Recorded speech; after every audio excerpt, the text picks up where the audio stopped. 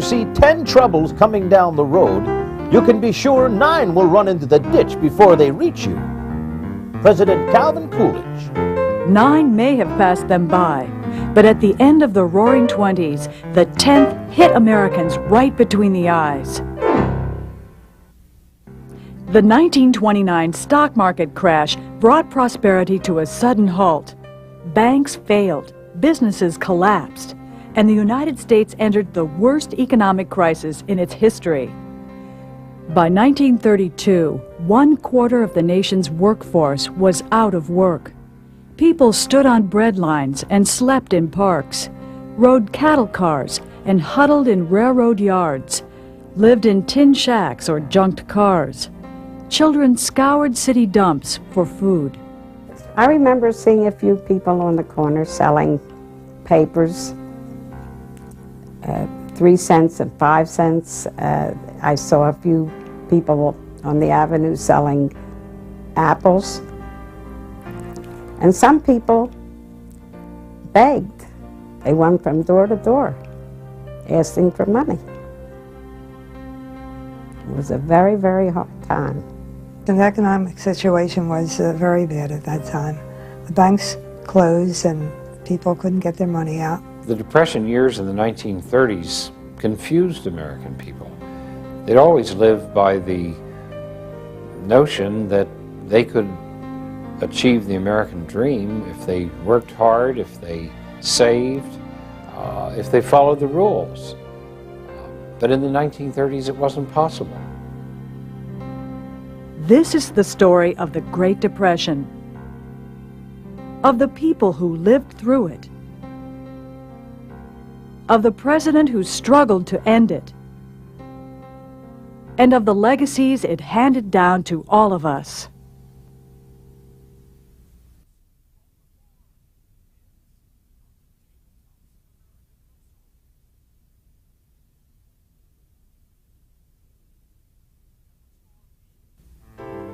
President Calvin Coolidge had a simple philosophy about government: do nothing, or failing that, do very little.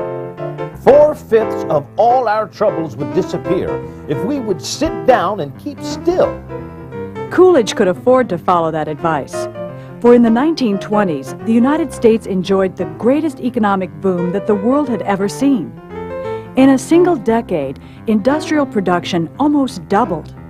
Wages rose and work hours went down, so many Americans had more money and time to snap up new consumer products like automobiles and radios.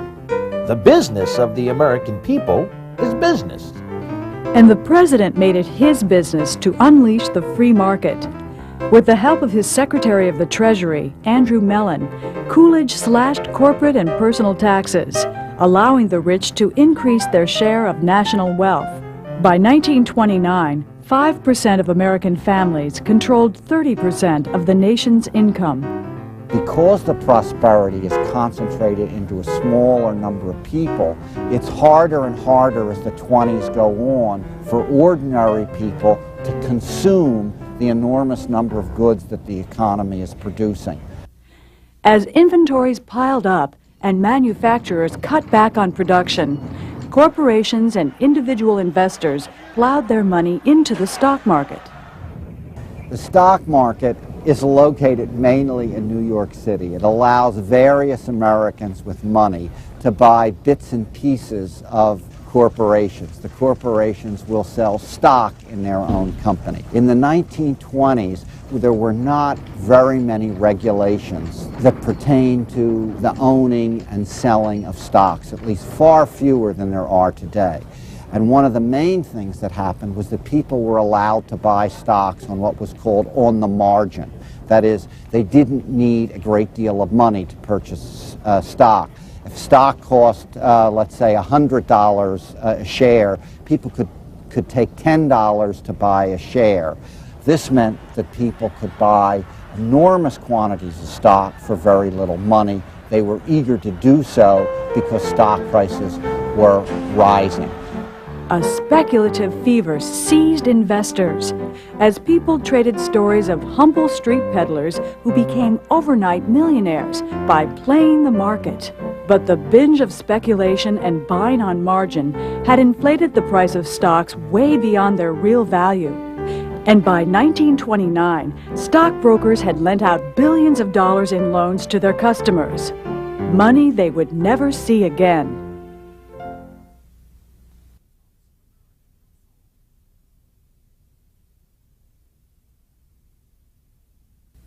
The whole system began to collapse on October 29, 1929.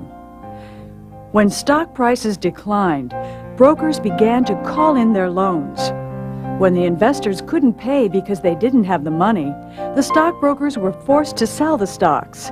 Stocks dumped on the market drove prices further down. Within a few weeks, stocks lost half their value. General Electric plunged from $396 to $34 a share.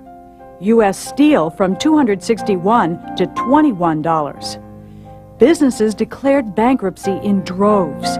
Unemployment soared.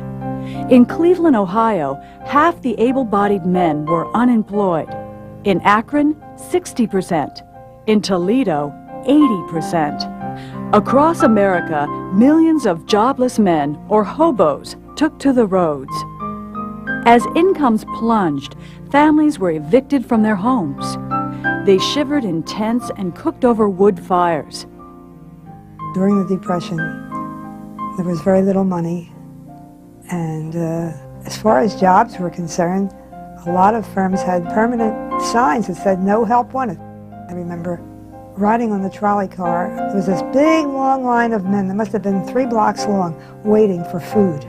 Even though I was quite young, it struck me as being sad, a very sad situation. Dear Mr. Hoover, could we not have employment and food to eat? Our children have schoolless days and shoeless days, while banks are bursting with money. Why are we reduced to poverty and starving and anxiety? Why not end the Depression? Have you not a heart? I am an ignorant man, and you are supposed to have great brains. Americans had every reason to believe that the new president, Herbert Hoover, could pull them out of the Depression. During World War I, Hoover headed the U.S. Food Administration, supervising the relief effort for war-torn Europe. And as Coolidge's Secretary of Commerce, he helped American businesses expand overseas. When the Great Depression struck, Hoover tried the traditional remedies for ending recessions. He won a promise from business leaders to keep wages steady. He organized committees of volunteers to collect charity and encouraged local governments to provide more relief for the poor. Hoover was a very, very activist president for that time. He didn't help end the Depression to any extent, but he was trying. The main problem is twofold. One is that nobody knows how to cure the Depression. People are stumbling around trying to figure out how to get the economy to work. And two, Hoover himself, in terms of public opinion, in terms of his use of the media, was an absolute disaster. Despite Hoover's cheerleading, the Depression worsened. Businesses continued to cut jobs and wages. Teetering on the verge of bankruptcy, local governments slashed their relief rolls. And Herbert Hoover, who had called for jokes to raise the nation's spirits, became the butt of one himself. He just doesn't get it. He just doesn't know how to convince the American people that he's on their side, that he's trying to solve their problems, that he wants the Depression to end. On the contrary, he comes off as someone who doesn't care about them. Across the United States, makeshift communities of boxes and tin shacks became known as Hoovervilles. An empty pocket turned outwards was a Hoover flag. A newspaper covering a sleeping hobo was a Hoover blanket. But humor could not mask the deep reservoir of frustration that welled up across the country. Bitter strikes rocked the nation. When unarmed workers marched on Ford's River Rouge car plant, the company's police guards opened fire. 5 days of fighting left 4 people dead and 50 injured. The outlook for the nation's farmers was just as gloomy. As prices plummeted, farmers could not make mortgage payments or even get their crops to market.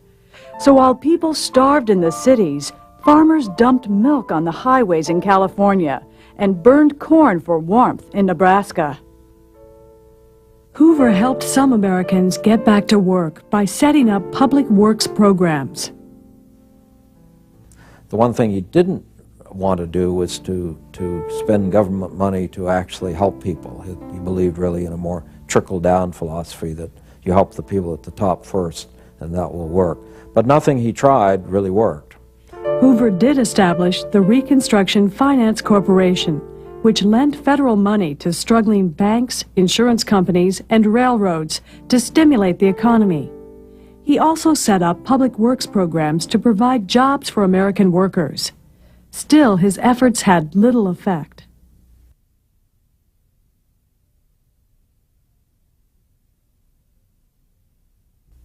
This is a day of national consecration,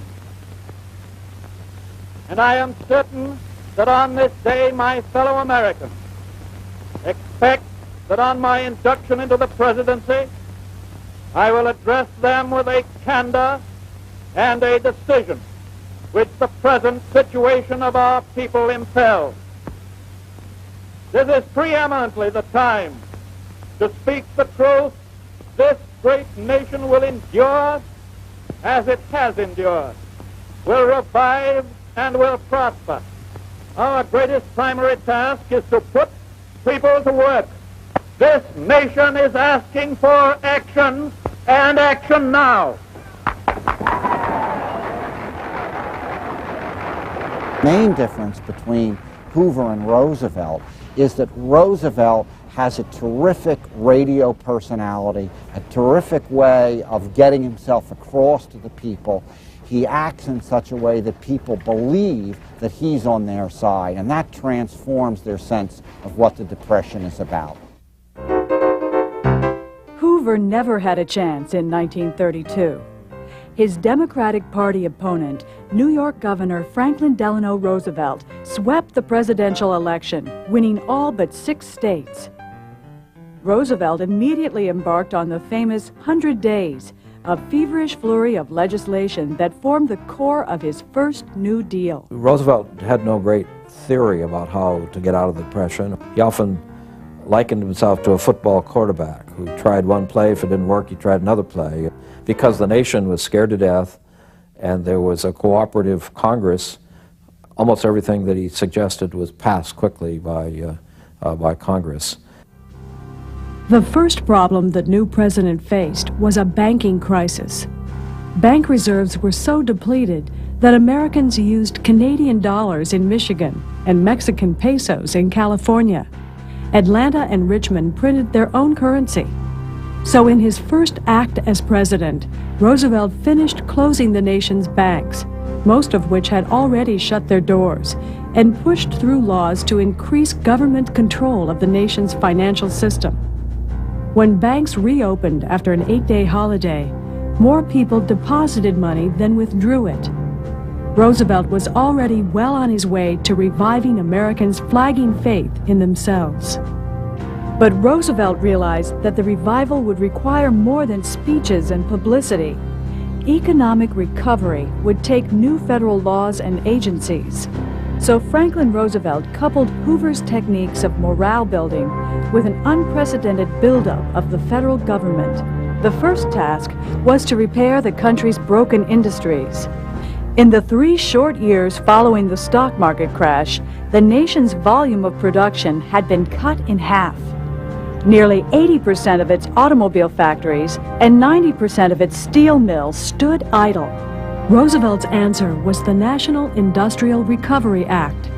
The act allowed the federal government to negotiate agreements that regulated production, prices, and wages in each industry. The goal was to end price cutting and worker layoffs. Roosevelt's other great problem was the failing American farm. Farmers were producing so much that agricultural prices went into a tailspin. Making less money even while they produced more food, farmers couldn't pay back their loans and were forced to abandon their land. Storms and droughts ravaged the Great Plains, transforming 150,000 square miles from the Oklahoma Panhandle to western Kansas into a gigantic dust bowl. Houses were buried, animals suffocated, and children lost their way home from school.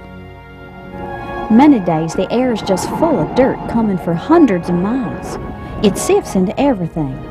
Dirt had blown into the house all week and lay inches deep. Last weekend, no one was taking an automobile out for fear of ruining the motor. The deaths of many babies and old people are attributed to breathing in so much dirt. Their farms ruined, hundreds of thousands of people packed up and headed to California and other points west.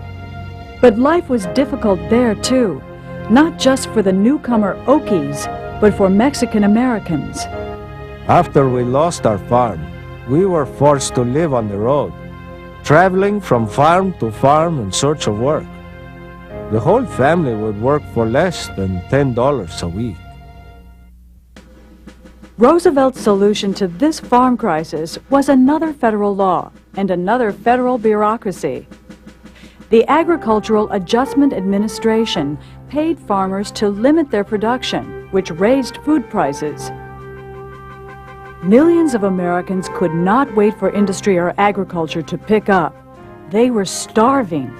They needed money in their pockets and food on their tables now.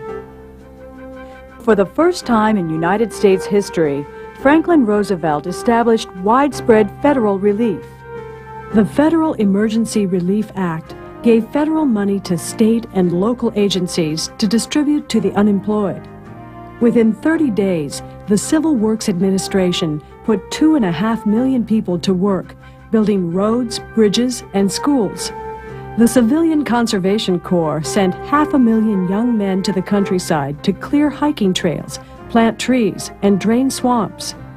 Later, other alphabet soup agencies, like the Works Progress Administration, would employ millions more, doing everything from building courthouses to writing books. Roosevelt and his advisors favored these work projects over direct cash relief, even though they were far more expensive. Give a man a dole, and you save his body and destroy his spirit.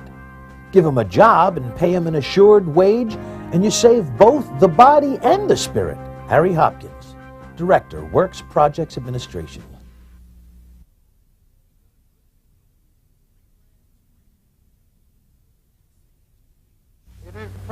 Franklin Roosevelt recognized the power of radio, which let every citizen feel as if the president was talking personally to him or her. At a time of sharp social tensions and divisions, these fireside chats made Americans feel like they were part of a larger, more unified whole.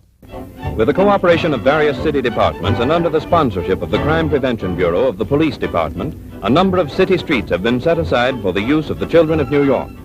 Safe from the perils of crowded traffic thoroughfares, the youngsters are watchfully supervised by trained instructors removed from relief roles. Every kind of game you can Images of these New Deal projects appeared in magazines and newsreels, allowing Americans to experience faraway tragedies and triumphs.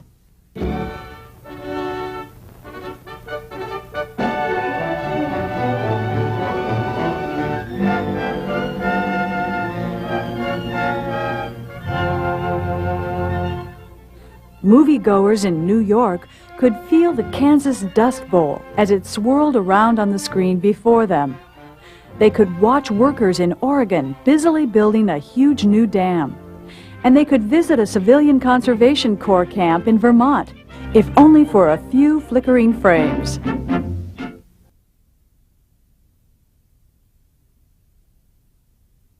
When Americans turned on their radios, they heard not only the president, but also his wife. Host of a twice-weekly radio program, Eleanor Roosevelt became known as a tireless advocate of the poor and downtrodden. Within the White House, Eleanor Roosevelt helped African Americans gain access to her husband. Thanks in large part to Eleanor's influence, a so-called Black Cabinet advised the president for the first time in United States history. African Americans continued to face massive hardships on many fronts. The National Recovery Administration's Blue Eagle codes allowed employers to fire blacks and replace them with white workers. Bitter African Americans joked that the NRA was the Negro Removal Act, and the New Deal's poor relief often failed to reach African Americans. Dear Mr. President, would you please direct the people in charge of the relief work to issue the provisions to our suffering colored people? I'm sorry to worry you with this, Mr. President, but the relief officials here give us black folks nothing but a few cans of pickled meat. And to white folks, they give blankets, bolts of cloth, and things like that.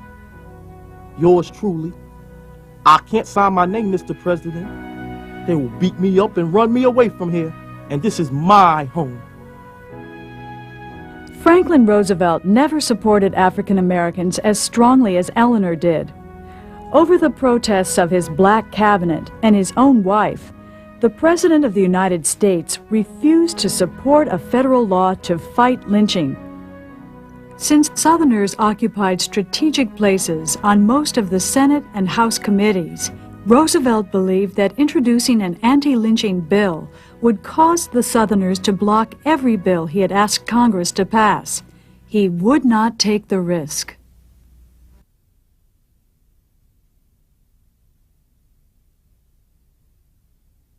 For Franklin Roosevelt's first New Deal, Black Monday came on May 27, 1935. On that morning, the United States Supreme Court ruled that the National Industrial Recovery Act was unconstitutional in two ways.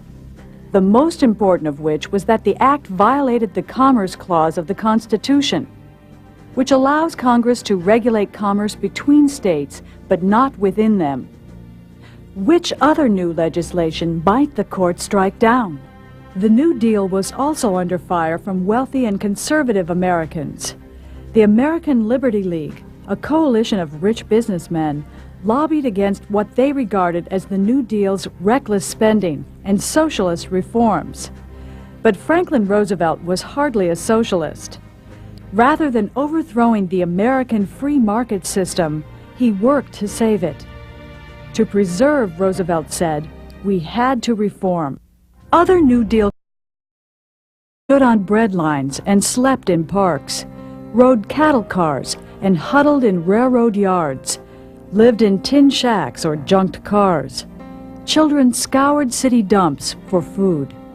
I remember seeing a few people on the corner selling papers, 3 cents and 5 cents. I saw a few people on the avenue selling apples. And some people begged. They went from door to door, asking for money. It was a very, very hard time. The economic situation was very bad at that time.